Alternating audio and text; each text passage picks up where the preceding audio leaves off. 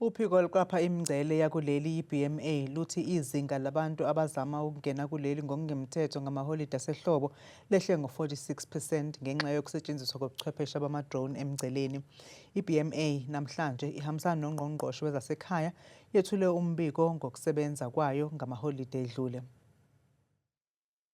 I-BMA ithi abantu abavela ezweni laseLesotho yibona bahamba phambili ngokuzama ukungena eNingizimu Afrika ngokungemthetho. Nakuba kunjalo, lolu phiko luthi sehlile isibalo sabazama ukungena kuleli ngokungemthetho. There has been a significant decline, as the minister had said, in the number of individuals who attempted to enter South Africa illegally compared to the 58,394 that were intercepted in the 2024-2025 festive period. Now, this represents a decline of 46%, and this can be attributed to the deterrence, once again, as the minister said, imposed by the deployment of the drones within the border environment.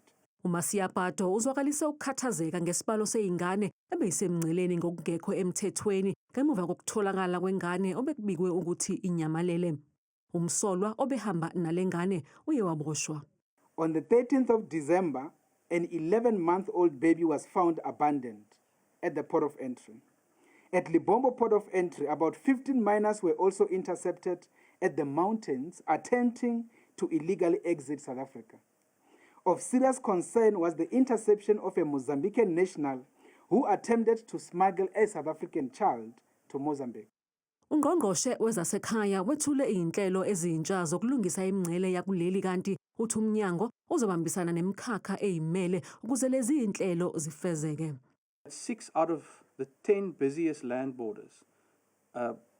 ports, namely Lebombo, Beitbridge, Oshoek, Kopfontein, Maseru Bridge and Vicksburg, are set to be completely redeveloped through a major public-private partnership.